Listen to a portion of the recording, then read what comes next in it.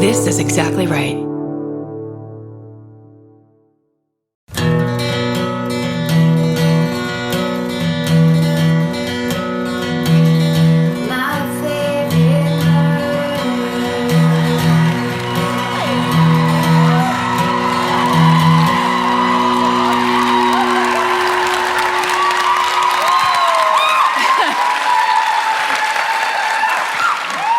What's up, Oslo?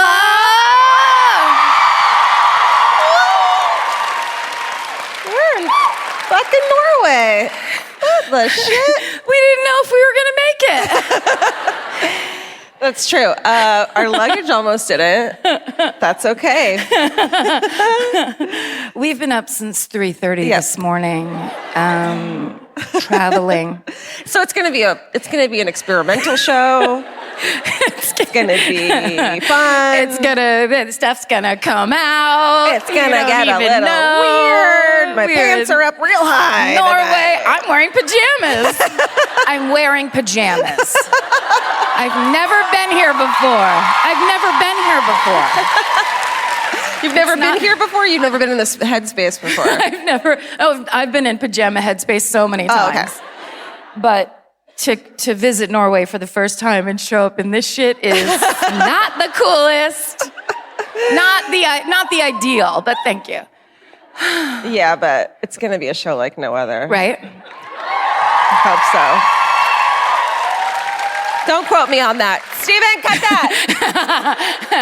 Cut that from their brains so they don't remember that. They're like, we were promised a show like no other. Yeah, and it kind of sounded just like every other fucking live like show every I've ever other heard. podcast I've ever heard. Seriously. But they were wearing pajamas. We had a show in Dublin last night, and then we get back to the hotel like midnight, and then it's like, okay, you're gonna have to meet in the lobby at, what was it? 3:30 in the morning. Yes. Excuse my. And so we slept for an hour or two, right? Yeah, here and there. Yep. And then got on a plane. I drank coffee. That was fucking stupid, because then I was just like wired for sound the whole We also time. had our layover in Amsterdam. Right. So it wasn't like it wasn't like, oh, you're super tired, but you'll get there and you'll get to the hotel and then you'll relax. We're not complaining. We just want you to know what our journey, you need to know our journey so you understand why my hair is wet right now. It's wet. We don't. Don't encourage her. Do not encourage that, because I'll start rolling out here in a bed. I absolutely. Just wrapped in a fucking comforter. Nothing else. Well, I was. So anyway, when we finally got here, it was like, okay, so we now have 3 hours to basically take a nap, get back up, finish our murders, do our homework, get dressed. I wish there was video on us of us all standing at the conveyor belt of the luggage. Vince, Karen, and I just standing there watching as it's slow. The bags were coming out. And we were all just like bleary-eyed and tired. And then Vince goes, I feel a lot better if at least one of our bags would come out right now. Not one. And then I was like, oh shit, not a single one, when there's 4 of them. Do we have video? Oh. You look back. Here's what's fun. I took a surprise video of you, Georgia. Throw it up there. And then there was that dawning thing of course it didn't make it. And then I was like, I get to wear this shit. I was so happy for a moment. I can wear the clothes I've been wearing for 40 hours. True. Dude, I need to burn my fucking travel clothes. Like, legit. Now I feel so guilty, because my mother used to give me so much shit when I would travel, and she would see me dressed like this, and she'd go, "You're not gonna wear that on the plane, are you?" She would always say that, and I'm like, Mom, nobody wears pillbox hats anymore. Like, that era is over. That dress up for the plane, dress up for the dentist. It's over. Right. We're not doing that anymore. Did she know how fucking awful air flight was at that point? I don't know. I don't know what she was saying. I think she just wanted to make sure I represented the Kilgariffs correctly internationally. Passports would be like, oh, you're Pat's daughter. Oh. I better call all of her friends behind her back and tell her the things you've been wearing. I mean, these wouldn't be the shoes. Even if I was going to do pajamas, I wouldn't have worn these shoes. Sure. Also, Sorry, the blow dryer I brought here works in America, and I don't know what the fuck your two-pronged weird shit is. I'm sick of it. She's not blaming you. It's just a weird coincidence. It's just this hair. It needs to be trained before we walk out into a large theater. It's important. Do you want to know my priorities? This is what I'm like. Get here, fucking exhausted. Need to finish my murder. Blah blah blah. Still found time to go to a fucking pharmacy to buy some shit I can't buy in the U.S. What'd you get? Do they sell cocaine here? Yes. Yeah. I got I have this list. I put an Instagram photo up and I was like, this is what I gotta get because you guys have the harsh shit and here and I'm like, I put it on my fucking face even though it's illegal where I live. Burn I need it off. Burn it off. Nothing is working. So I made a list and I was like, what do you buy when you're out of the States or whatever? And there was a list of 300 comments. I fucking went through every single one and screen grabbed the ones that tell me and then I fucking went back in and I fucking there's something going on in my head. It's my mom saying, you're gonna look like that? Oh, no. So I went in and I bought some shit. Well, what I love is that in the airport in Amsterdam, you came, I, of course, made a break for Starbucks immediately. I was like, bye, don't know, you don't care. Went to get... She did the nicest thing of, are you cool if I get... And I'm like, get the fuck out of here. I'm fucking shopping. Every man for himself. Yeah. And I, because I had been drinking so much tea over the couple days, but I hadn't had a nice... really burnt cup of Starbucks coffee in so long. So I went to get that, and then we back up at the gate, and Georgia just walks up and throws me a tub of salve, and I look at it, and it's for nappy rash or whatever. Right. I'm like, pseudo what cream. Are we putting on our face? You guys know pseudo cream? Fuck yeah. We look over, and it's the oldest woman in the world. I love it. It works great. She's just dumping a tub of it on her head. It's the best. Hurry. Fix me. Hell yeah, that's what everyone's getting when I come back from is fucking big tub of nappy cream. And now what's that nappy cream gonna do for me? I mean, what can it not do? What does it do? I don't know. It's the best. It's just the best and be quiet about it? I don't even know yet. Okay. Acne, it'll give you acne. Okay, great. That's it. Then you're down to earth and people can approach you because you have acne. Because, people are scared to talk to us because we're so fucking hot. Oh my God, because our skin is so clear. No. Don't do that. Do not pander back to our pandering to you. Keep doing it. We need this right now. Please, we need it. You're go. Encouraging it. More. Acne. I don't know. It's other shit. Adult, what do you have? Put it on there. Adult onset acne. Yeah. Any kind of rash. Lips. Dry lips. Because they don't make anything else for that. Yes, I want to put nappy cream where chapstick goes. That's exactly what I want. It's the thing of all the ladies were a year ago, we were like, coconut oil everywhere. Yeah. Now it's nappy cream everywhere. It's the new thing. It could be a prank. Oh, shit. I didn't think about that. This could be some kind of a YouTube prank that some 20-year-old boys are pulling on us. We're like, look at them wipe that shit all over their face. No, but beauty bloggers told me. It was beauty bloggers. If you can't trust a beauty blogger, I don't know how that ends. They're like, we don't have those here. Everything I say, just imagine everyone in the audience is like, we don't have that here. McDonald's? No, we don't have that here.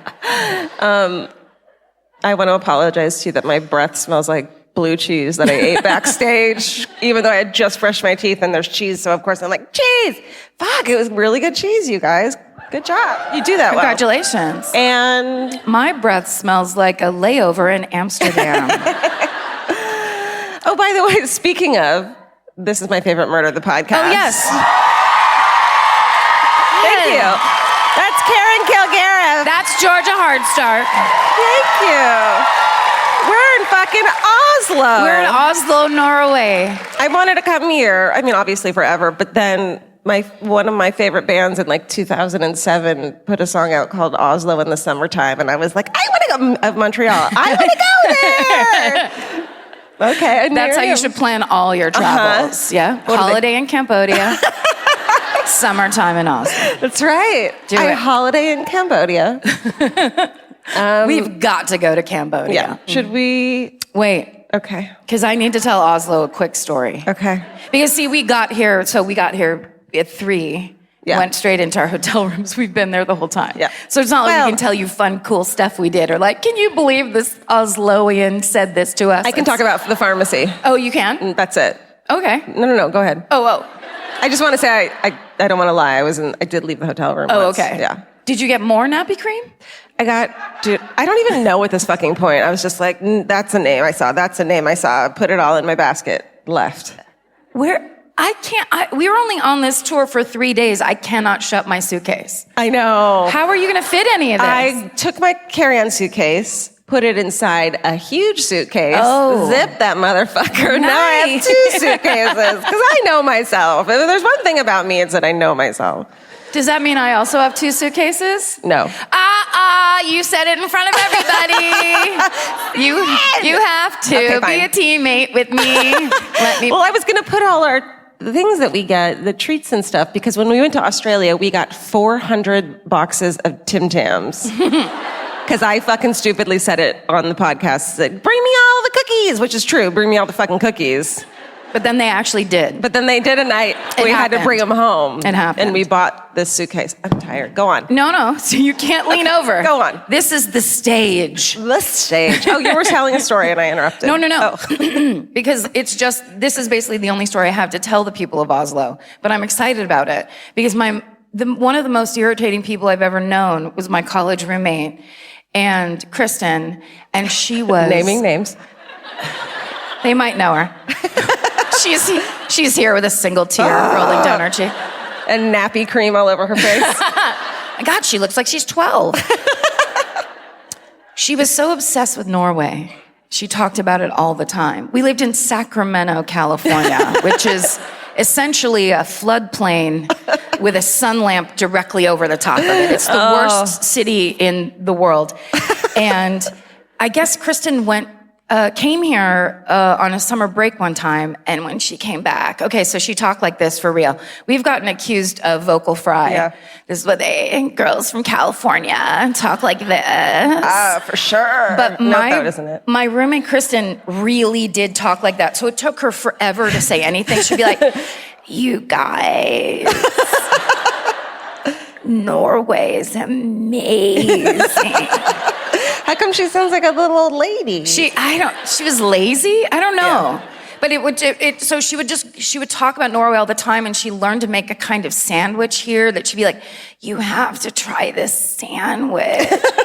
And so anytime my other roommate, there was like 6 of us that lived in one apartment or whatever, but we all ended up, she drove us insane. And so anytime we wanted to talk shit about her, we didn't say anything specific. We'd just say, Norway is amazing. I love it. That was the cue line of like, meet me in the other room so I can tell you what fucked up shit she just did. Out of my fucking head. Do you know how amazing Norway is? Come with me, I'm gonna tell you about it. I'll make you a sandwich. Oh no, Norway got thrown under the bus.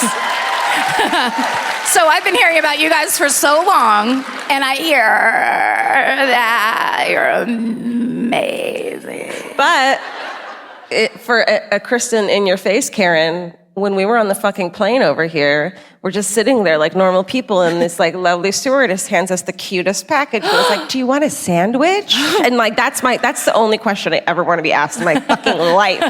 Like if Vince had proposed to me by saying, "Do you want a sandwich forever?" I'd be like, "Yes!" You bite into the sandwich, the rings inside. Oh, that's a good idea, actually. That is a great idea. I'm like, that's a great idea. You said good, and I was like, no. No. So they hand us it was just cheese on bread, but it made my fucking day. She wasn't wrong. No, you know what? I owe her an apology. Come out here, Kristen. She's everybody's cousin. They were really good sandwiches. What were they? It was the one she made? Yeah. It was brown bread. I think she put like red peppers and some weird shit on it. I was always walking away from her. She drove me insane. You knew the first 2 ingredients and then you were like, goodbye. I gotta go. You're taking too long to express yourself. I need it to be snappy. And also, she ever said was that it was amazing. Amazing. I think she went to a festival in the summer. Amazing. And it was amazing. Cool. Okay, now we sit down? Okay, let's sit down. Okay. Ooh, look at those. Thank you. Ooh, these are really, these are weird chairs, man. It's perfect for our vibe right now. It fits right in. It fits in the vibe. I have to say, it's much easier to get up on this chair, not in my insane dress and high heels and Spanx. It's easier to do everything. Right? I just realized this is a very special, it's really not. This is the first time I've worn pants on stage for a live show. Ever? Ever, and not worn a dress. And I feel like myself for the first time in my fucking life. I think you need to take a walk. I think you need to take a walk across and I the stage. can. Walk it across. Yeah. I mean, Yes. the freedom I have to move around. Yes. Hope I don't have camel toe, but otherwise, shit's great. That only adds. Sex sells, baby. Don't you guys know? In the US, that's the new accessory is extreme camel toe. Medically dangerous camel toe. I'll show you this. Show us. Yes, I am wearing pajamas. Thank you. No, it's okay. My pajamas have pockets. Oh. That's right. Amen. That's right. Thank you so much. I bought them at the Gap. I mean, look. I mean, listen. Look and listen about my 2001 Georgia hair. What are these called? When you pull your hair, wisps. Some wisps I was on the just like, side. is this still in? Was it ever? Listen. Look and listen. We've told you. We've told you many times. Oh, Steven's not here, even though I've been screaming at him. Oh, that's where you go, oh, and then he feels good about when he listens later. Steven! They're like, we actually don't care. Norway's the one place, Steven, that hates you. What did you do? We just don't feel, here in Norway, we don't feel an affinity towards Steven at all. There's nothing that draws us to him. We've seen mustaches. What'd she say? I don't know, but she's pissed. Some girl over there is like, yes, we know! How dare you? He's amazing! My cats think so too. Yeah, that's right. Oh, he's sending me so many photos of the cats, man. It's like, how is he so good at feline photography? He might need to go into cat portraiture I'm after not kidding. this podcast. That, and I feel like he could make a fucking killing on pet sitting now because everyone in the comments, whenever he posts a photo of the cats, is, come to wherever and watch my cats. You're the best cat uncle, you know?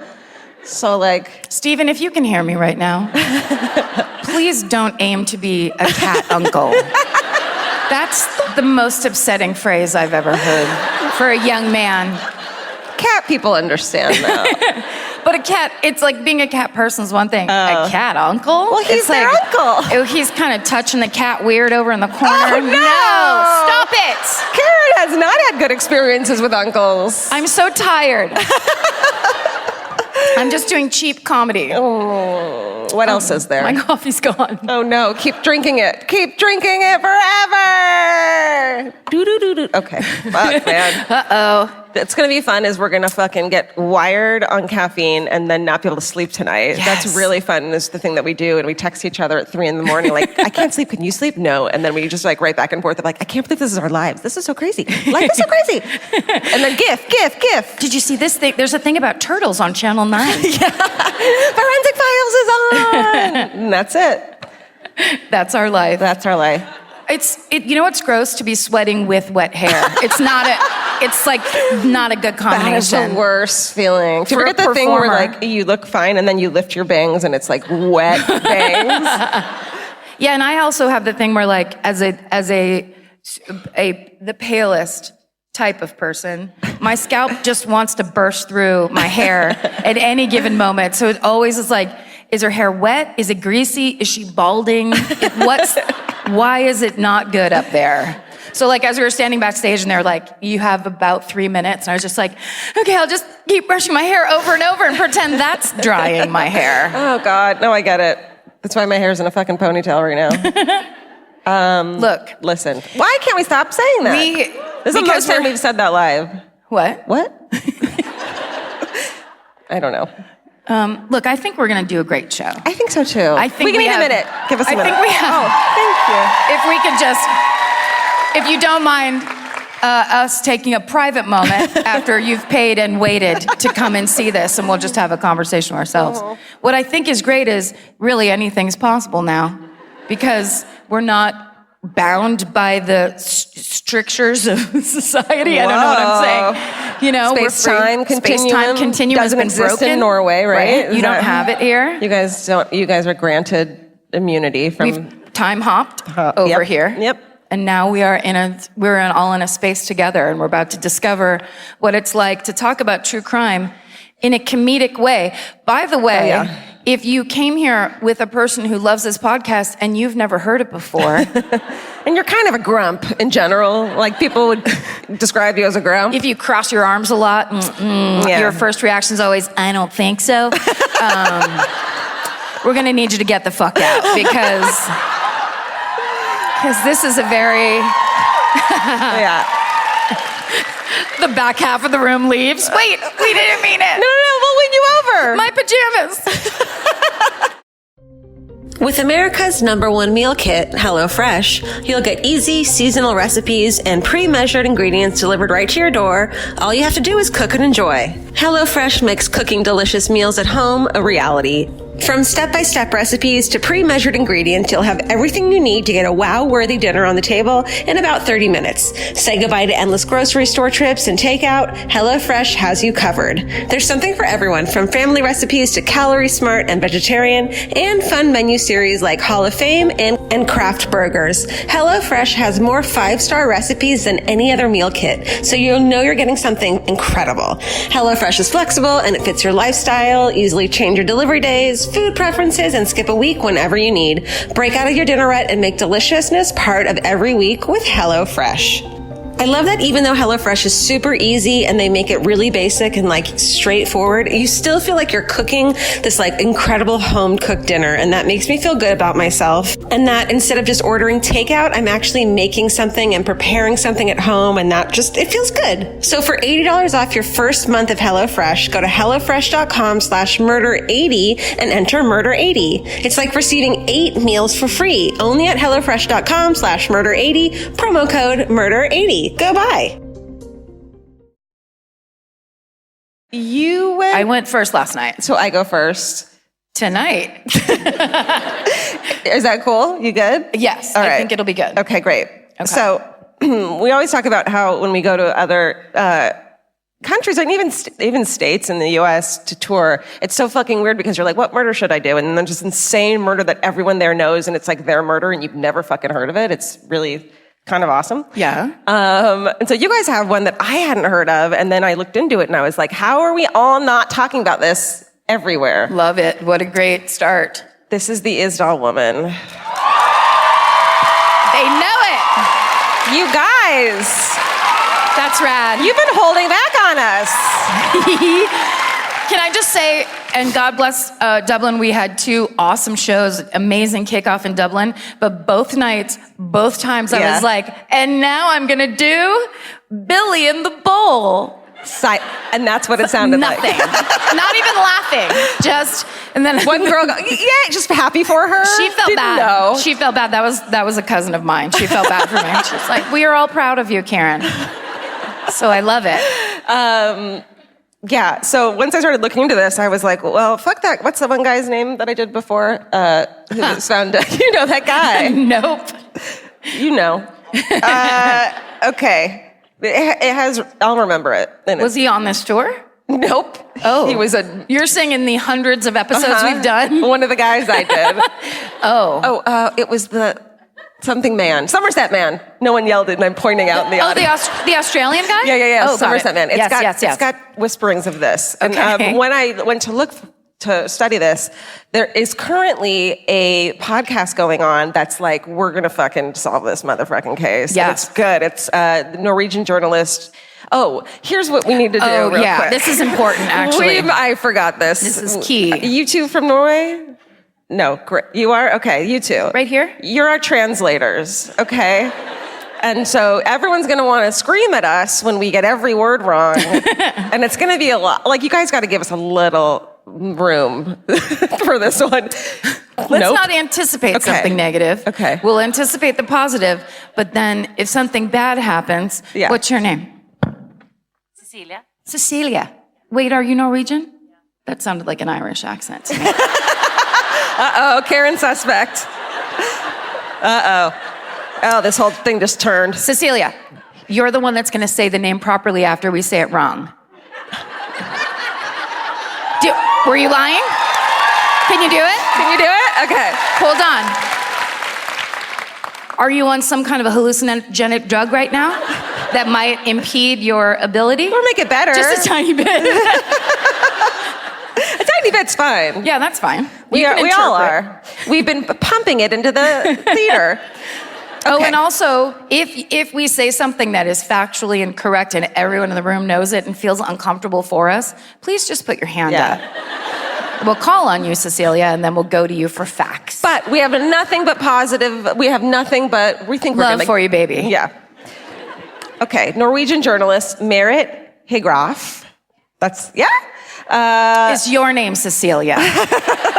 Anyone named Cecilia here can do it. You're opening it up to the Cecilias of the room? Cecilias. What if everyone in here is named Cecilia? You don't know? I don't know. Okay. And documentary maker Neil McCarthy, they're doing a podcast about this called Death in Ice Valley, and they want to do the DNA testing and all the crazy stuff. So it's cool. But it's a great story. I mean, it's a fucking tragic, sad, great story. They know. Which is what the podcast is called. Yes.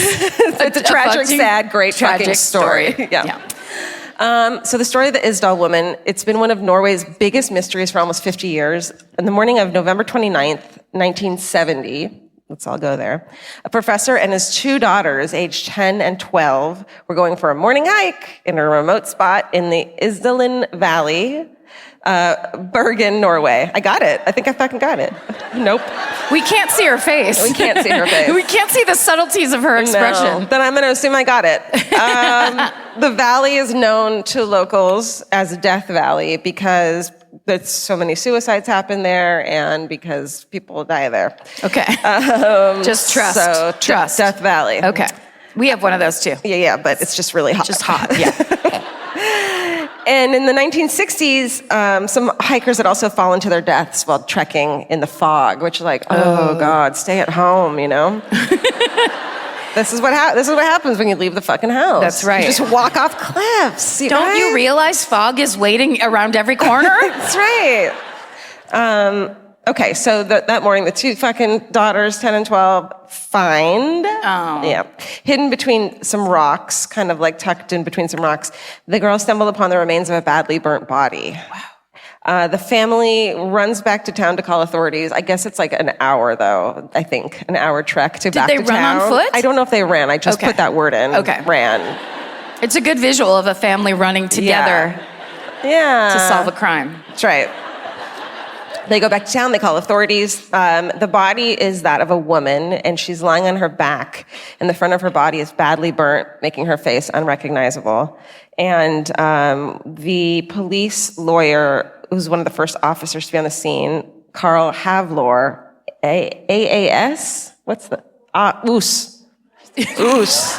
Not even, was that like a telephone, but it went just completely. Say it again. Oh, us. Us. It's us. Okay. This show is going to last 4.5 hours. FYI. FYI, how do you say that? No. Fwee. He said it looked like she had thrown herself back from a fire. It looked like that, but there was there wasn't a fire going on. And she was also found out of the way. It was an unusual place to be. It wasn't like she had just been hiking. And also, side note, the little girls back in the 1970s who were that young, they still won't talk about it at all to anyone. They said that 40 plus years later, it psychologically affected them so much that they're just keeping it within the family. I'm sure. Not talking about it. Well, also, I bet there's something to it where it's I can't think of the correct word, but that experience. Os. So they don't just want to go on TV and be like, yeah, so anyway, that's not how it is for them. So all the media that comes to interview people of like, what happened? What did it feel like? Where it's Yeah. like, they don't fucking know how it felt like. They were 10 and 12. But it also that does something to make the curiosity even bigger for the media. So they probably hound them more than they would if they were like, well, we're getting one fucking interview and that's it. To like get Oprah over here immediately. Well, and also because they're little, so it's like even more salacious. Yeah. Totally. So the case becomes more mysterious by what was found at the scene. So weird. There's a dozen or more pills are found, along with a packed lunch, an empty bottle of, and I found out what it was, St. Halvard's liqueur, giggling, don't fucking giggle, 2 plastic bottles that smelled of petrol, a burnt passport, a broken umbrella, and a silver spoon with the monogram filed off. What? That sounds like a board game if I've ever heard it. Sorry. That's crazy. Yeah. The body is surrounded also by jewelry, a watch, nylon stockings, and a burnt rubber boots. The labels of the bottles had been scraped off. The tags of the clothes had been cut off and looking like, obviously, to conceal her identity. And then when the press gets wind of her, the Jane Doe, they dub her the Isdal woman because it's where she's found. The autopsy only added more mystery. Her cause of death was a combination of phenobarbital sleeping pills and carbon monoxide poisoning with smoke particles in her lungs. So you gotta hope she died of inhaling the smoke before the fire. Ooh. You know? There were around 50 to 70 sleeping pills found in her stomach, which hadn't yet integrated into her bloodstream. That's a lot. So she probably wasn't passed out when she was lit on fire. Okay. Sorry. Yes. Well, let me ask the worst question that you can't answer. Yes. Okay. The medical examiner also found a large bruise on her neck. It may be caused by blunt force, and the woman's fingerprints have been deliberately sanded away. Oh, no. This is an expert, this person that's doing all this. Yes. What they were able to tell about her, though, was that she had numerous gold fillings and caps, and the dental work at the time they thought was associated with the Far East, Central and South Europe, or South America, indicating she wasn't a local. Which I think is so interesting, like back then, that's what they could do. Because people locally did not use that much gold in their fillings or whatever? Something. It was like whatever material they was. Did someone just drop a tuning fork? Or is that our cue to get the fuck out of here? Yeah, you know what I mean? They can tell by whatever dental procedures and whatever materials they use. Pretty cool. Anyways, after discovery of the body, police are like, let's trace this woman so we can find her fucking killers. The death was originally, and then the death, some people were like, it was a suicide. Which, I don't think so. No. But, I'm going to commit suicide, but first let me cut all the tags out of my clothes. Yeah. And sand my fingerprints off. Right, and then kill myself in possibly the most painful fucking way. Possibly. And especially when there's like cliffs. Go just jump. Okay, never mind. We won't suggest. No. Georgia told me. Okay. After the discovery of the body, I already said that. Okay. The police get their first clue to learning the identity when 3 days after the body is found, 2 suitcases are found at the Bergen train station nearby. The thought plickens. Inside. Did you do that on purpose? I did, and I love it. I don't ever say it correctly anymore. Inside of the suitcases were, and they were hers, were clothes, a variety of wigs, a comb, hairbrush, makeup, money from Germany and Norway, coins from Belgium, Switzerland, and the UK. One of the suitcases had 500 Deutschmarks hidden within the lining. Ooh. Ooh. We've got a wig spy on our hands. Yeah. And don't forget, it's 1970, so it's the fucking Cold War. Oh. Right? Is it? I think so. Yes. No one laughed, so. They're very polite people. They put up with a lot of stupidity. On this specific podcast. Yes. The clothing suggested that she had a more provocative style, and I think it was like Italian garments and everything looked fancy and shit, is what they're saying. All the clothing had been scrubbed of fingerprints and labels had been removed. A tube of eczema cream was also found. Its prescription label had been removed. Inside one of the suitcases was a pair of non-prescription glasses, and it had a partial fingerprint on the lens, but it wasn't of any help. Or it belonged to her. I can't remember. It was hard to tell based on Well, writing. they wouldn't know, right, if it belonged to her. How would they be able to tell? Duh. That's, No, there you go. It's so much easier when someone's telling you a story to hear that stuff than when you're the one doing it, where it's just like, what do you mean? Oh, that's obvious. I didn't, and I had just said that. There was another item found in one of the suitcases that stood out. It was a legal pad, and it was written in, it had code, written in code, various letters and numbers. They cracked the code, and it corresponded with the woman's stays in different cities. So she's tracking where she's going. But writing it in code. And with wigs. Well, I do that, too. You love your wigs. And I'm an international spy. Oh, shit. What if this was my cover? That's our TV show. Steven! Podcast spies. Podcasting spies. And we just spy on other people who do good research on their podcasts. And we kill them so that we're the only Now ones. that's mine. The Spy Who Podcasts. Yes, There you go. we've done it. That's the title for now. Wait. You got it. Okay, legal pad, code. The codes couldn't be cracked. They were cracked, and it was where she was staying. She also had multiple passports and registered at different hotels under different identities. So clearly she's a fucking spy, She's a spy. right? You don't put money in the lining of your suitcase if you're just messing around for fun. No. Also, you'd forget it was there. I would Yes. absolutely be like, I could have sworn I took $300 out of the bank. Now, which suitcase did I put that in? Did I sew it into the lining of? Okay, then they find a plastic bag in advertising a shoe store in Stavanger. I can tell I'm not right because you're laughing Help at me. us. What?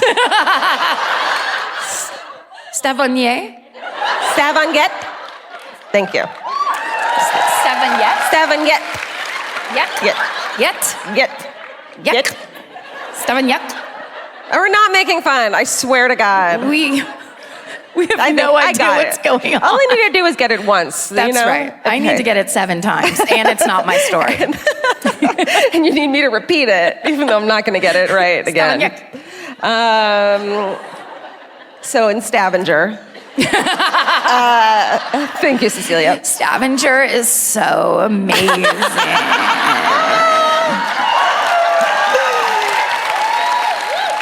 I knew that would pay off one day. I knew suffering through living with her would pay off one day. The Sun's owner, Rolf, remembers selling a pair of rubber boots to a very well-dressed, nice-looking woman with dark hair.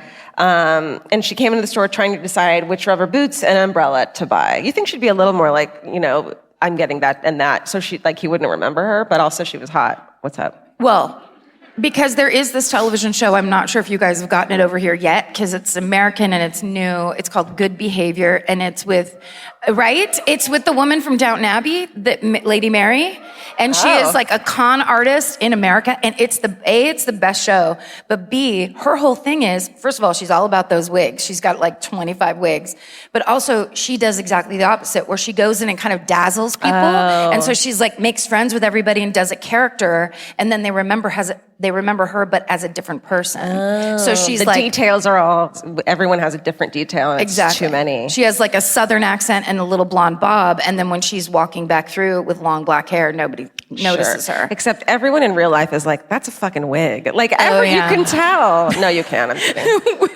It's true, because wigs, the top of it is just a tiny bit higher than a normal scalp is. Just a tiny bit higher. Quite dense. Not like my hair. No one would ever guess that we're wearing wigs. That's what I'm saying. I wore a wet wig out here for you guys. Oh, she picked her wet wig tonight. That's nice. That's so 80s. Okay. Then, so he helps her. He recalled she was calm, seemed to be from another country, and that she smelled, and I feel like this is just describes me, a strong scent, possibly garlic. So she just had Italian lunch? Which I had today too, and I picked the garlic out and ate it. Seriously. Or what if she had some kind of garlic perfume? When she wanted him to pay attention to that and not, that she had her name tattooed on her forehead or whatever. Don't look at this. Yeah. According to multiple witnesses who saw her or met her, she seemed, because they followed her trail, she seemed well-traveled, confident, fashionable, elegant, and spoke several languages, including English, Dutch, French, German, etc. Oh, this website's fired. Etc. And then it's the rest of all the languages that everyone speaks in the world. Pick one. And she did speak poor English and German, but her fluency in European languages they seemed that she was European. I mean, just follow the trail. Okay.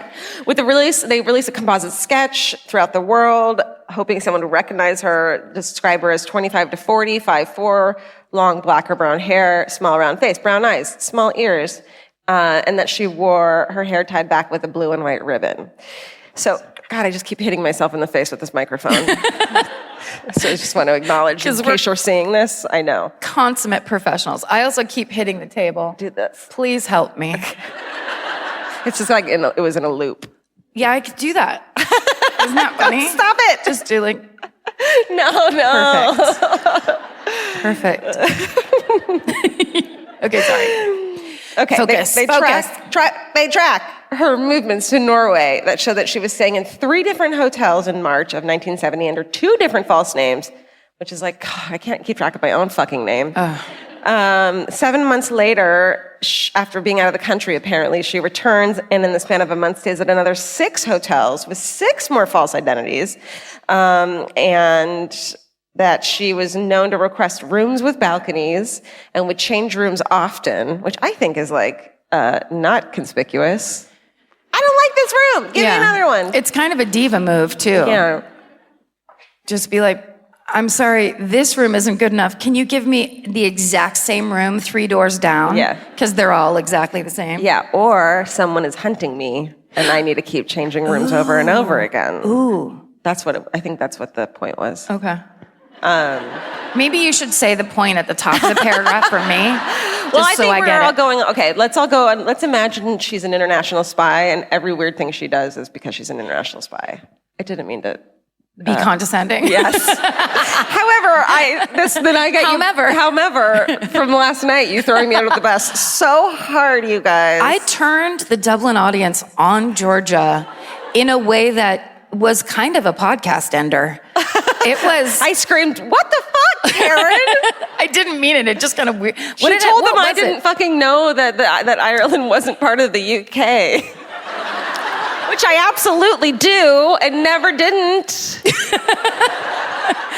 Before that day? That's not true. Steven! Make me go back to high school. Elementary school. We all learn. Okay. Fuck. Okay. Where was I? Being condescending. And changing hotel rooms. Changing hotel rooms.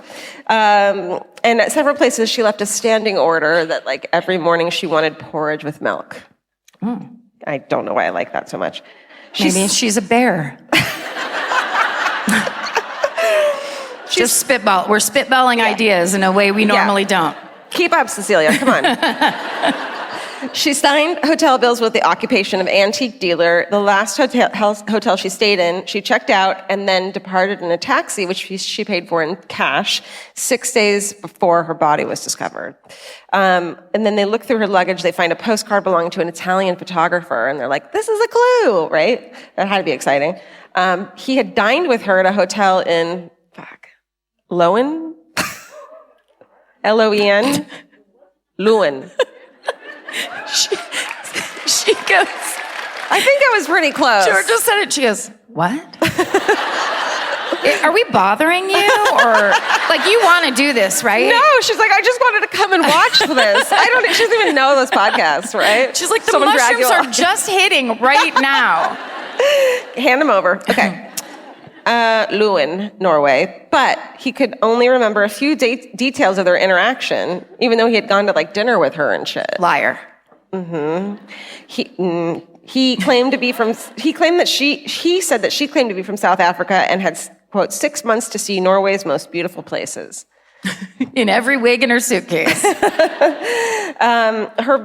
Isdal woman's remains are buried in February of 1971, and authorities believe she might have a Catholic background, so They also, so the investigator officers all attended, and they took photographs of the funeral. She was buried with lilacs and tulips, and the priest called her, quote, the unknown woman who was put to the grave in a foreign country without any family present. So that was 1971. Decades fucking later, in 2005, the case goes cold, obviously. A Bergen native guy comes forward and he was like, oh, hey, I just saw the composite and I had this memory of 1970, which is like, really? He's like, I was 26. And 5 days before the discovery of the body, he was hiking with friends and he noticed a clearly foreign woman hiking up the path. They were coming back down.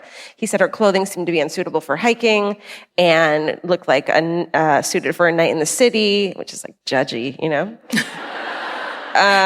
What would he think about these outfits in this scenario? Suitable for an on-stage audience. Suitable for laying all the way down. And that she appeared to be terrified of two, quote, southern-looking men walking not far behind her wearing black coats, like following her. Oh. As they passed her, she made eye contact and seemed distressed and tried to speak to him. Oh, no. And then continued walking. The men wouldn't let her and kept her words to herself. And then upon recognizing her from the composite sketch, she calls the police and they tell her, forget her. She was dispatched. The case will never be solved. So he's like, all right, I'll go back. I didn't tell you so long anyway. Wait, did they say that to him in 2005 or back in the day? You know what? Sorry. Wait. Sorry. I bet it was, you know what though? I bet you're fucking right. I bet it was then. Do you think, because how could you pass a person on a trail that's giving you the old, as they pass, with two fucking dudes in black coats behind, and just be like, well, that's hiking for you. God, the nature out here is nuts, Yeah. the things that happen. Like, Yeah. you would have to do something, right? I bet she's right. Is she right?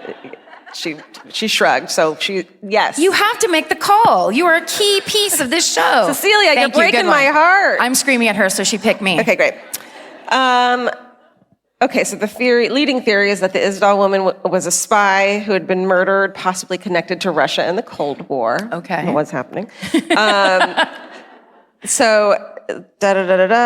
the case was recently opened in 2016, 46 years after the body was found, and they're hoping modern technology will identify her. And her jaw was found preserved because it had all of those weird feelings in it, and they're like, we're going to need this. And they, in 2016, a DNA profile was obtained, and handwriting analysis was done on the code, which I think is so fucking cool, suggesting a European, possibly French origin. And in 2017, isotopic analysis of her teeth revealed that she probably spent her early childhood in Central or Eastern Europe, but spent her adolescence farther west. So that's fucking interesting. God, from teeth? I know, isn't that cool? What are they going to say about my teeth? I mean, it would make you feel good to see if these were some teeth. They were, as David Sedaris, French dentist, says, they're good time teeth. I've broken each front tooth on a bottle because I've lived my life. What? Did you hear that noise they just made at me? Oh, no. You should try partying so hard that time sometime. It's fun. And you're wearing pajamas? Oh, no. Oh, no. Is she okay? The researchers, they think that she moved between childhood and adolescence, and they still don't know the age at the time of death, but some indications would suggest that she may have moved just before or during World War II, which is fucking cool. And they still hope to find, so they buried her in a zinc coffin back in 1971, specifically so that she wouldn't decompose. No. Because they're like, someday someone will be able to fucking identify this woman. Who was the mayor at that's so genius. Yeah. We finally get to tell a story of like the most brilliant police competent and authorities work. Police. That's so awesome. Yeah. Congratulations. Yeah, good job, Norway. You're number one. Yeah. It's amazing. Police still want to find the woman's family so they can have a proper burial for her. And the reason they took those photos at the burial, they made a photo album so that her family can have it one day. Why is this country so considerate? I don't know. We're can we say? And that is the fucking Isdal woman, Wow, you guys. that's amazing. Thank you. Legit amazing. Thank you. It's so fascinating. I think it was that Italian photographer. We met real Italians last night in the VIP line. The guy kissed me on this cheek, and then he kissed me on this cheek like a movie. It was the best. I literally said that he said hello, and I could tell he had an accent. So I asked him where he was from, and he said, Italy. And I went, "You're real Italians?" Right in his face, like a goddamn idiot. He said to me, he like whispered, he was like, you were talking to his wife, and he was like, "I gotta tell you guys how to do this murder from Italy." And I was like, "Tell it to me, don't tell Karen." Because I want to do it. And I wrote it down, and he was like explaining it to me in like really broken, in like a thick Italian accent. And the way he told me, I have never heard about mutilated genitals in the most like sweet, lovely way. Oh, and they like the most like respectable way of telling me what the guy did. And I was like, wow, you should be a newscaster. You should have been like, I didn't need to go that far into the case. Yeah. Well, I'm going to do the black metal murders. Oh, shit. Pandering. God, I'm sorry, but there was like a half-second pause that scared the shit out of me on that, you guys. Well, it took me a minute, too. We're doing the best of on the show, aren't we? Yeah, and there was a guy in the VIP line last night, and an Irish guy that was like, "Have you heard of the black metal murders?" And I was like, "Shut your mouth!" Oh, yeah, I heard you yelling at him, but I didn't hear it. I screamed in his face. It was fun. That's how I bond with listeners. Some guy in the VIP, sorry, this is the last story, said to me, you couldn't be more Georgia if you tried in person. And I was like, thanks. It's true. You are so Georgia. I am. So a lot of the information I got from this story, I got from a very good podcast called Disgraceland. Oh, yeah. And Disgraceland, he does stories about musicians and bands and fucked up shit that happens in the music world, but they're really short. His podcasts are like 20 minutes long. I was like, how do you do this? It's like a snack. It's really well produced, really good. The host is named Jake Brennan. And so he covered the black metal murders. So some of the more like deep divey stuff is from his 20-minute podcast. His 20-minute podcast where he does 10 times more research than I ever can. And some hours are 2 hours long. Yeah. Okay. So he had this interesting theory. So just in starting that the rise of black metal in Norway. So like Norwegian black metal was the subgenre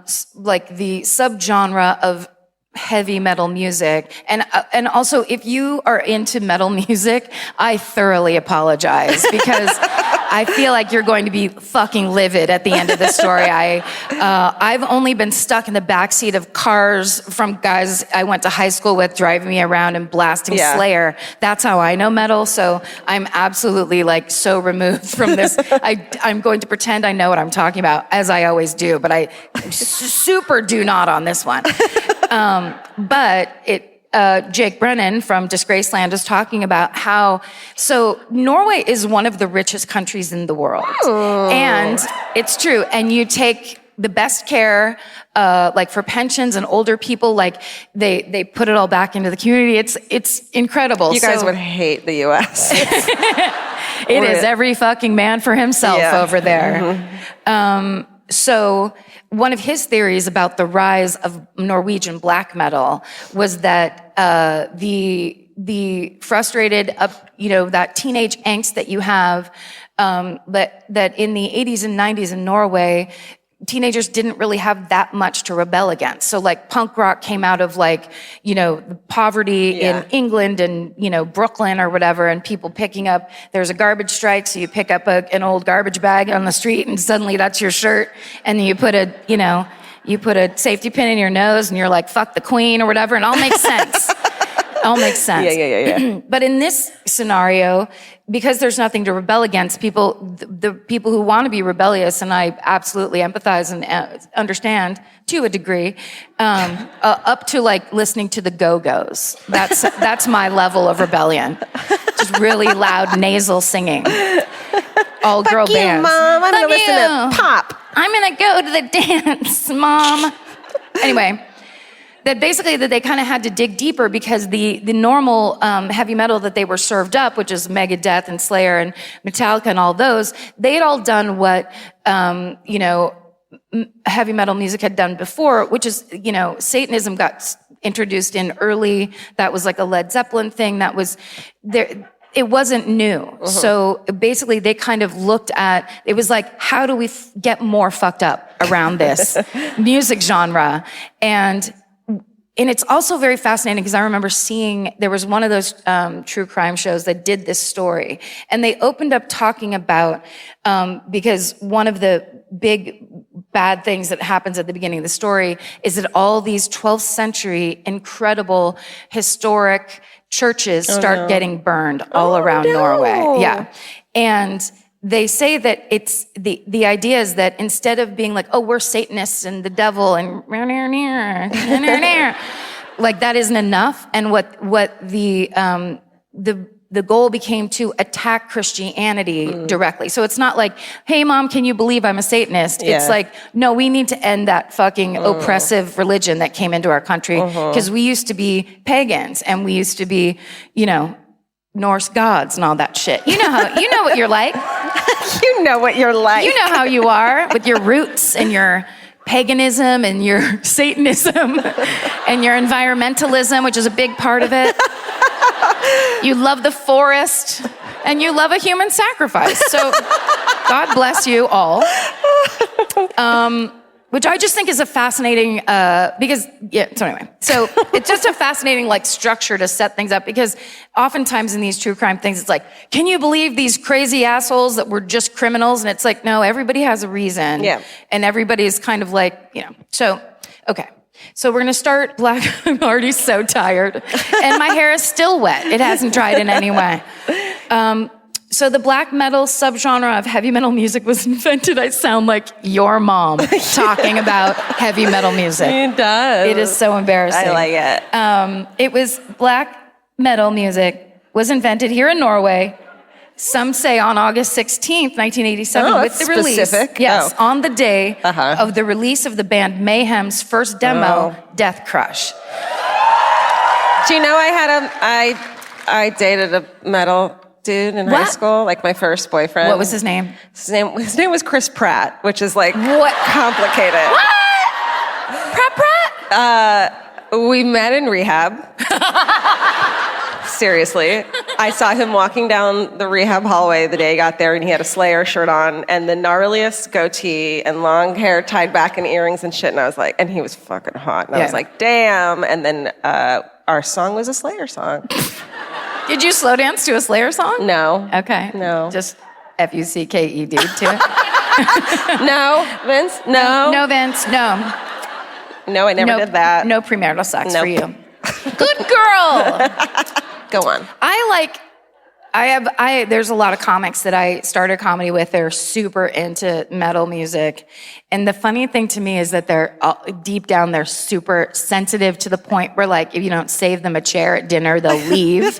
They'll like storm out of dinner like, you knew I was coming. Where it's like, sorry, weren't you just worshiping Satan? Now you're mad about dinner? I can't track you. I'm tougher than you are. Okay, so Mayhem's guitarist and the founder is a guy named Austin Arseth. Great. She's totally out. She's just not even playing anymore. She's sleeping. But he goes by the name Euronymous. Ooh, that's right? cool. They all have stage names. I'm going to call them stage names because I'm from the theater. I mean, it is. They all rename themselves Euronymous. These names that I'm sure at the time were very daunting and upsetting, but now I think are fucking hilarious. So, will you start calling me Euronymous? Yes, I will. Great. Euronymous. Okay. You know someone's cat's named Euronymous in this theater. Yes. No. Someone with a black cat named Euronymous and What's another one? Well, there's you're about to hear. Okay. And then you can pick the cat name at the end when you hear all these great names. Okay, I think Hellhammer's coming up here somewhere. Oh, that would be a kitten named Hellhammer. Dude, no, there's like a little long-haired kitten. Oh, he's so cute. Hellhammer. Can I say one more fucking annoying thing? Please. No, always. There's also a Twitter account called Black Metal Cats. What? That is like photos of cats looking tough and then a quote, a black metal lyric as the tweet, like with the black metal cat. Yes. It's so hilarious. It's just like a cat walking through the forest, and then it's like seasons of death. And like, it's the best. Okay, I'm done. We got to look at that. Yeah. Everybody feel free to pull out your phones and look at that right now. I don't care. Okay. So Euronymous starts Mayhem in 1984 with his bass player, whose name was John Stubberud. I don't care what his real name was. Oh, okay, because his fake name was Necro Butcher. Oh! Yes.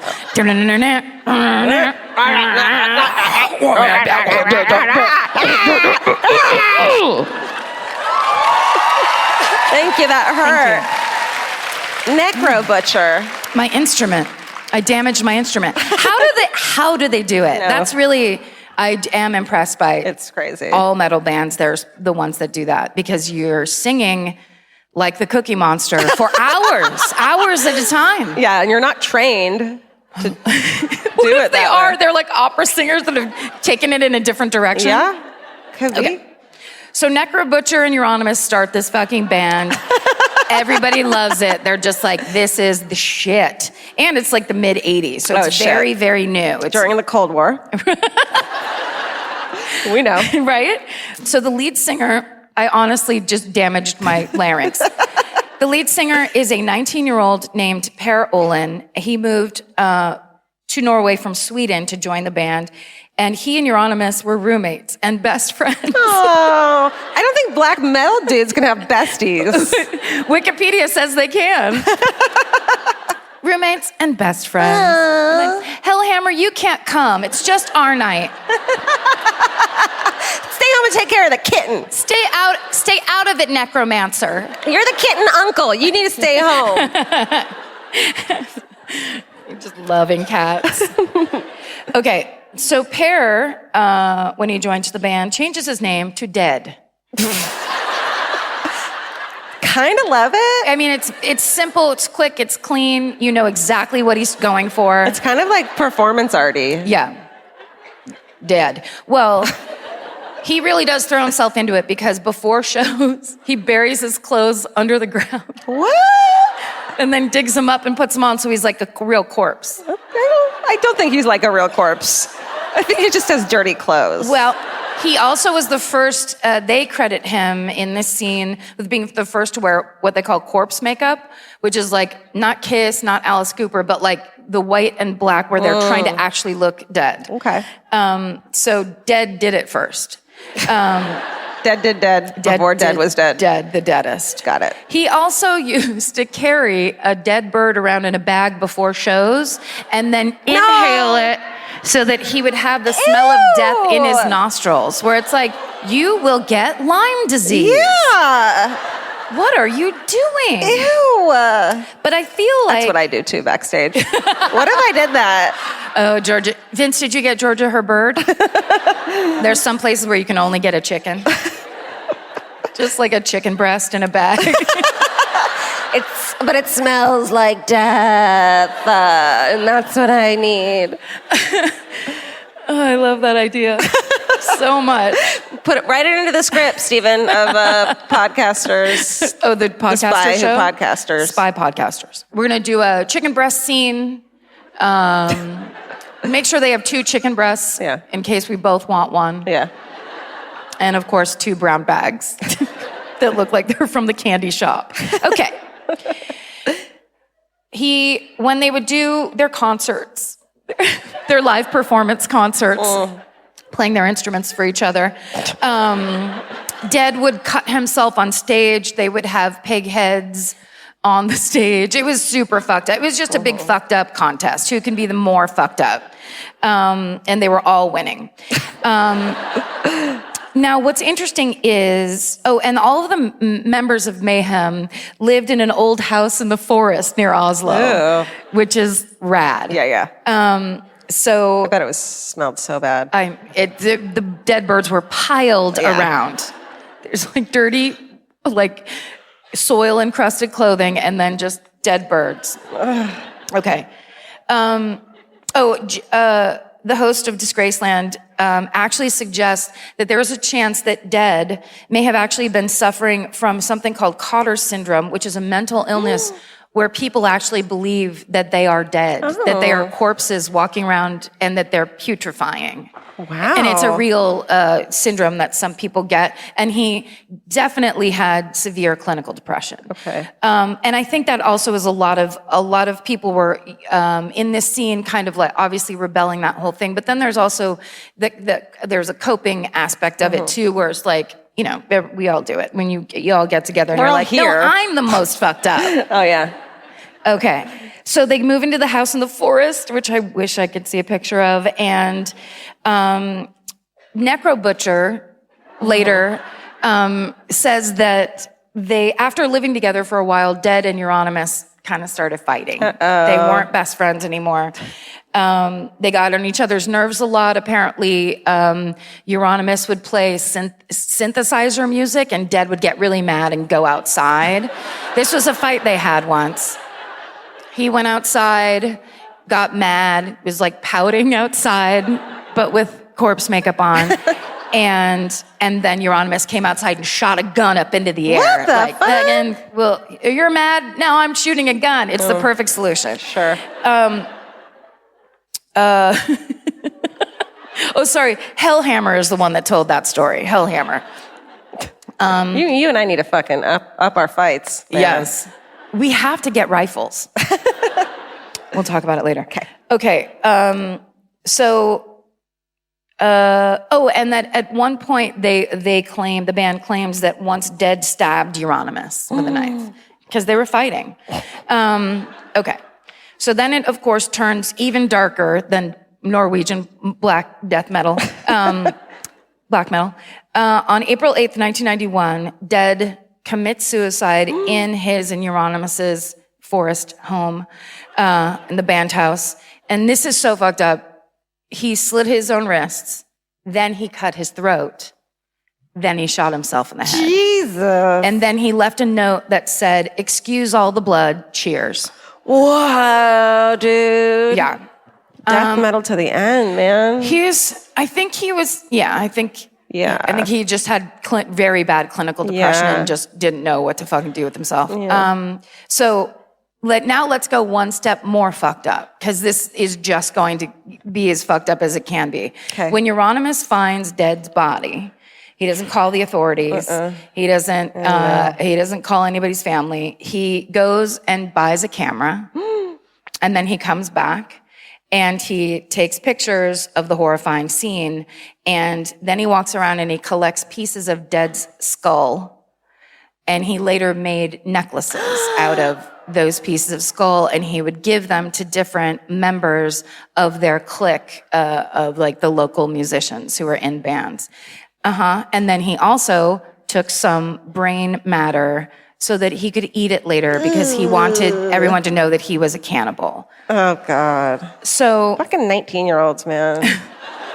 They're so obnoxious. It's not cool. Here's one step worse. Later on, in 1995, Mayhem used one of those pictures of the suicide scene as cover art for their live album, Dawn of the Black Hearts. Oh, no. And I think that's supposed to be an ironic joke, that it was the live album and the cover is a fucking photo of a suicide. Of a guy named Dead. Of a guy named Dead. That's clever.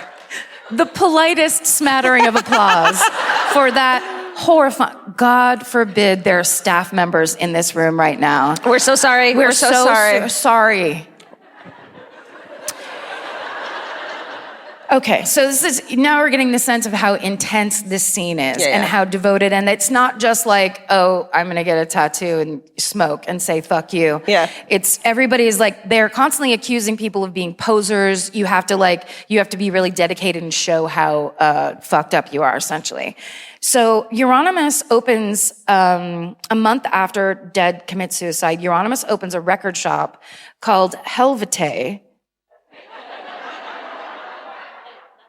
Cave, what? I know it means hell. I didn't get to that part yet. I was trying to pretend I could speak Norwegian. What'd you say? Helvete. Yeah. Which means hell. Norway. Oh, you stole her crowning line. That was you jumped the bit. So that record shop, Helvete, becomes a meeting ground for all these black metal musicians, and the guys that begin to frequent the shop start to be known as the Black Circle. And one of the guys is a man named Varg Verkes. No. Varg Verkes. Wow. We're going to call him Varg from now on. Yeah. Is that good? His stage name is Count Grishnak. Count Grishnak. Which sounds like Steve Martin is playing Dracula or something, doesn't it? This is a comedy. It sounds like your shop teacher, Mr. Grishnak. I don't want it. Mr. Grishnak, can I go to the restroom? Yeah. I don't. Okay. Okay, so Varg. He is actually this amazing musician. He was a one-man. He had a band called Burzum, probably, and it was just him. He played every instrument or whatever. So he was very well known, and that band was very well respected in this scene. And so they get him to join the band after Dead commits suicide.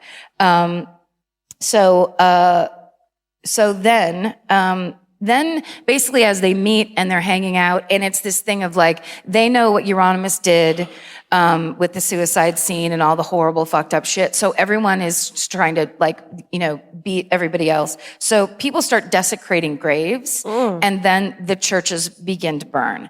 Now, this was a year after Dead's suicide. On June 6th, 1992, the Fantoft Stav Church. Oh, wow. Nice. Wow. It was built in 1150. No, we don't. That's too old. It's so old. And it looks like something from Middle Earth. It's amazing. It's like they rebuilt it, right? Yeah. It's really amazing looking, but it's got all these roofs. It almost looks like a pagoda in a way. Like it's so fucking That's so old. insulting to them. No, I didn't. A pagoda looks like that. They ripped it off from the Japanese easily. No, I didn't mean it like that. But like when racist. when you see it, you just go, nothing like that exists anymore. Yeah. And this was one of the only ones left. You dicks. So these guys who burned it, not you guys who built it. What if I was mad at them for building start it? Attacking people. What dicks? Okay. So of course this church burning down it's a national treasure. It makes, of course, the news. And they find satanic symbols around the site. Nobody knows what's going on or why anybody would do that. But of course, the metals of the Norwegian black metal scene do. And so then they see that church got burned, and they start burning all the churches.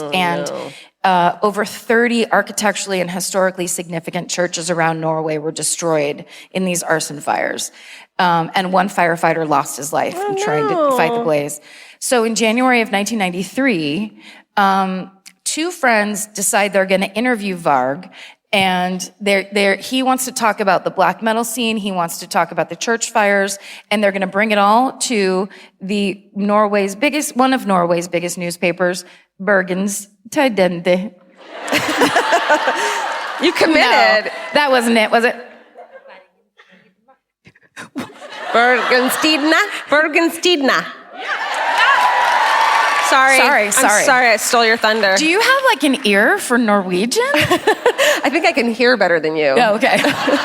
I gotta put my hearing aids on. I gotta bring my hearing horn out. So they're like, okay, we're gonna interview him, and then we're gonna bring this story to one of Norway's biggest newspapers, hoping they'll print it. And then, of course, when they get this story, a journalist named Finn Bjorn Tonder, he arranges an interview with them because they're like, oh, we think we found out who has been burning these churches. So they have him come to an apartment, and when the journalist gets there, they tell him if he goes to the police about anything he's about to hear, they'll shoot him. So then, but the paper's fine. But the newspaper's okay. Yeah, it doesn't work like that. It's like he just can't tell details. He can't report them. Okay. Or say who it is. So then Varg goes on to explain that he knows who burnt the churches. He's not saying he did it, but he might have done it, but other people did it. I don't know. I know. Give me credit, but also don't put me in jail. Yeah. So he basically says the attacks are going to continue, and he tells the reporter they're devil worshippers, and, quote, our intention is to spread fear and devilry, and that's why we're telling this to... Bertelgenstiddledidden. Close. So later on, in years later in other interviews, he explains, the Christians desecrated our graves, our burial mounds, so it's revenge. For each desecrated graveyard, one heathen grave is avenged. And for every 10 churches burnt to ashes, one heathen Hof, which is a Norse pagan temple, is avenged. And for each 10 priests or Freemasons assassinated, one heathen is avenged. So he's fun. He's a good guy. Okay, so of course, the journalist gets this story, and it immediately becomes a front page story, and the article is titled, "We Lit the Fires." And there's a picture of Varg. No! Holding 2 knives. His face is like slightly obscured. He was but like, it's you just promised. Yeah. You snitched on me to a newspaper as a journalist. When I talk to you, snitches get candy. So basically, Varg and Euronymous, they planned this interview. They wanted to scare people, they wanted to promote black metal, and they wanted to get more customers to the record shop. You guys you gotta pick which direction you're going in. Yeah. Like commerce and like fucking, or are you gonna go that way? Well, and the sad thing is they did not see the huge return vinyl was gonna make. Like they were so early in on that game, and like now they'd be so rich. Yeah. Anyway, by the time the story hits the stands, Varg's already been arrested. Good. Yeah. So he claims, he claims that the journalist snitched on him, but the police are like, no, we actually found your home address on an old Burzum flyer. So he didn't exactly cover his tracks. Okay, so he's held in jail for 6 weeks. The charges don't stick because, of course, there's no evidence that directly ties him to any of these church fires. And so he's released. But during those 6 weeks that he was in jail, in January of 1993, Euronymous closes the record shop because they've gotten such intense negative media attention and pressure. So Varg gets out of jail like, I did it. I took the hit for the team because and it's like closed, shades pulled. And of course, he's livid. And so are all the members of the Black Circle because they don't have a cool clubhouse to go to and fucking talk about their feelings. What if they just went there and talked about their feelings? So many less churches would have burned down. Yeah. It was like just group therapy. Yeah. Just sitting in a circle like, I guess I just like to rock because my dad was mean. Yeah. Okay, so, and somewhere in there, Euronymous also started his own record label because all these bands started, of course, popping up everywhere. Smart. Right? So him closing that, it was basically like he was kind of the king of the scene, but then they didn't want that. They wouldn't want any one guy to be in charge, and there was a lot of, I guess, struggling for power or whatever. So tensions are building, evil feelings, satanic, bad vibes. It all leads up to the night of August 10th, 1993, when Varg goes over to Euronymous' place with a guy named Snore. Now, Wow. That's the best. Yeah. That's not his stage name. That's his working name. That's his given name, Snore. Okay. And I like it so much I forgot to write down his stage name. It's just, I was like, Snore, this is the best. So it's like, I imagine like, Snow White and the Seven Dwarfs. It's like, he looks like Sleepy. Yeah. Because it's Snore. Okay. They get into a disagreement with Euronymous. At first, they say it's about royalties for old Burzum recordings that Euronymous isn't giving them through the label. Like, it's basically a money fight. But Varg ends up stabbing Euronymous 23 times. 16 of those wounds were in his back. Whoa. And still, Varg claims it was self-defense. So he's arrested 9 days later, and when he's arrested, police find 150 kilograms of explosives and 3,000 rounds of ammunition in his home. Yes.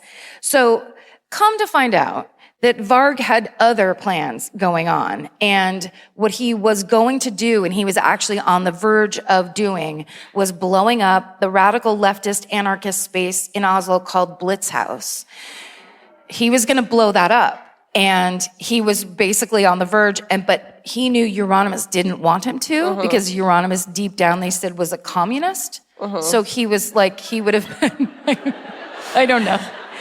I don't understand Wikipedia sometimes. I just cut it and I paste it. But essentially, it didn't line up with Euronymous's true politics, and so he wouldn't have approved. And so, but then when they ask Varg himself, he says that he had the explosives and the ammunition in order to defend Norway in case they were attacked by the United States or the Soviet Union. Sorry. Because it was still the Cold War. What? You have questions? Questions and comments. Questions and when comments? When they asked Varg, he told them, but because he was alive still? Yes. Varg stabbed Euronymous to death. Got it. I was record store owner. Yeah, I heard it the other way around. Okay, so there's a lot of names in this story, and many of them don't attach to a real person, like Hellhammer.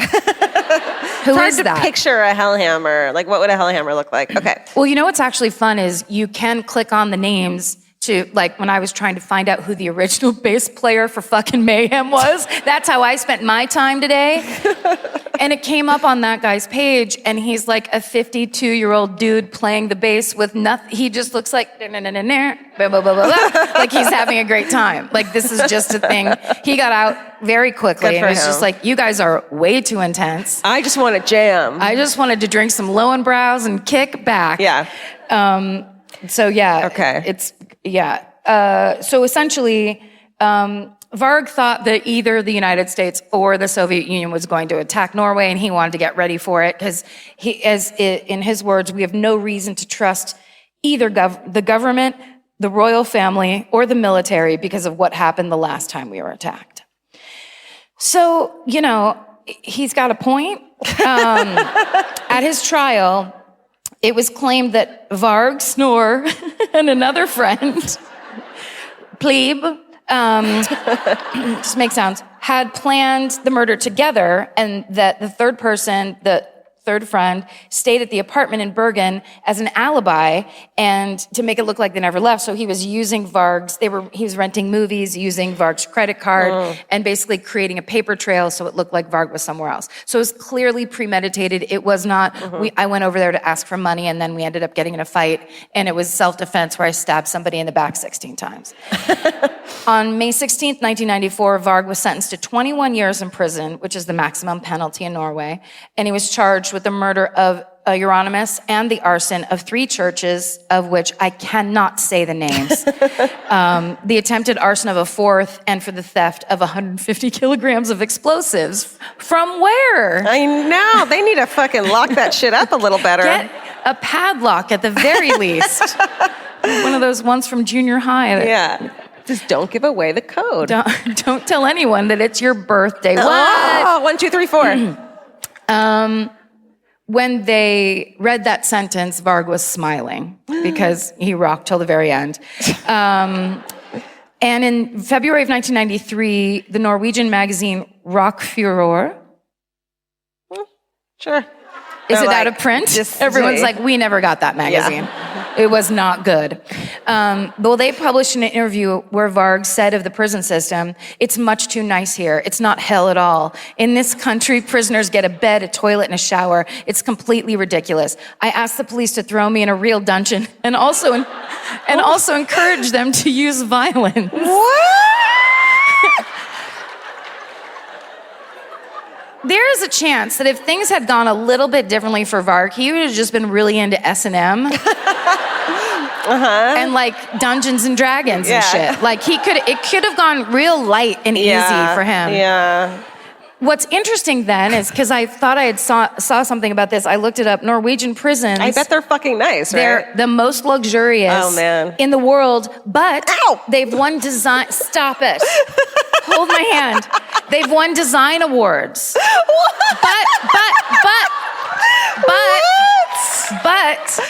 But Norwegian criminals demonstrate the lowest rate of reoffending in Europe, if not the world. So, yes. You guys, quit showing off. You do it all right. I just love that idea where it's just like, it doesn't work that way. Yeah. You can't just like punish people into the ground and be like, yeah, I get it now. Now I'm happy that you've kicked my face into the dirt. Yeah. You guys keep setting examples and we keep going, yeah, but we don't think so. Yeah. Where America's like, oh, we'd like to privatize our prisons and so everyone can make money. Let's not get into it. That's the real horror show. So it turns out deep down in what's happening. So Varg got out of prison in 2009. Uh-oh. And Is he here? he might be in listen, sir. The count. But it turns out he basically, at the end of the day, he was a white supremacist. Oh, okay. And that's what all of his, he called it, I believe he said it's odalism, which was, he didn't like the label of white supremacist or Nazi. Oh, you don't get to pick it, dude. Well, he's very independent spirit. Okay. And he likes to call the shots. Okay. He says odalism lies in paganism, traditional nationalism, racism, and environmentalism. This is the first time those have been named together. I mean, that's the festival I don't want to go to, ever. What if you had I just picture the shirt from the festival and it's like a globe and it says those 4 things around it. And there's a heart. It's like people walking towards you are like, hey, no. What? Yes. Also, this is just, I'll end it with this fun fact. Varg has never in his life used alcohol or recreational drugs. That's the problem. That was all sobriety talking. Oh, man. That whole time. So that's the black metal murders of Norway. So fascinating. Awesome. Thank you. That was real fun. That was fun. I was really sweating during that. Oh, yeah. I was sweating, too, during mine. Between the pronunciations and being judged by metalheads, I was just like, why did I do this to myself? We really put ourselves at risk in this Every podcast. goddamn day for you people. I think we have time for a quick hometown. Yeah, let's do it. Can we have the lights up if possible, just so we can see everybody? If there's a... Karen's going to tell you the rules while the lights get... Well, oh God, it's look gorgeous at this in here. Oh my God. Look at those light fixtures. Jesus. I'm wearing pajamas. You guys. You shouldn't have. Okay, hometown rules. Okay. We want it to be local, so please don't tell a story and then be like, I'm from Arizona, because no one gives a shit about that stuff. You can be drunk, but you can't be so drunk that you can't follow your own story. That's key. It'd be great if it had an ending, or some kind of a button to wrap it up, give us some satisfaction of some kind. It's just good for storytelling in general. And just remember that everybody who didn't get picked hates your guts, so you need to move it along. Okay. Okay. Oh, are you picking tonight? No, you do it. Okay. Don't panic. I'm panicking. Oh, here's Vince. Here's Vince with the Thank mic. you. There he is. Okay. Hi. What's your name? I'm Sandra. Sandra? Look at her cute dress. What's your name? Oh, I'm Sandra. Sandra? Sandra. Sandra. I'm just Sandra. She said, I'm Sandra, but... I'm really nervous. Me too. Okay.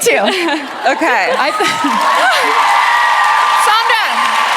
Your dress is amazing. Thank you. I love it. Any pockets on there? Yes, good. Please No take a look. pockets. No pockets. Very disappointing, but it is my favorite dress. Yeah, it's really good. Yeah. Sandra, where are you from? I'm from Bergen. Okay, great. Yeah. We talked about it all You night. talked about us a lot today. Yeah. There's a lot going on up there, down Yeah, a there, lot. over there. Yeah. Up there? Down. Started strong. What's your hometown? So I was on a train with two murder brothers, and I got them thrown off the train. Yay! Me and my sister, we were going on a weekend trip here for a convention, and on How one long of the ago was it? It's a couple of years, 5-6 years ago. Okay. And then on one of the stops, two people got on, and at first we were like, okay, they're obviously drunk, but you do you. Thank you. It's really all nice. alcoholics, I want to say thank you. It's really nice. But then it's a 6.5 hour long train ride. So as the train ride was going along, they got progressively more drunk and more annoying. And at one point I went to the bathroom, and when I came back, one of them was yelling in my sister's face. And my sister has autism, so she was panicking. Yeah. And I just pointed at him and go, hey, you stop that. Yes. Wait, Sandra. can I ask what you do for a living? At the time, I was working in an office. Right now, I work at a Toys R Us in Bergen.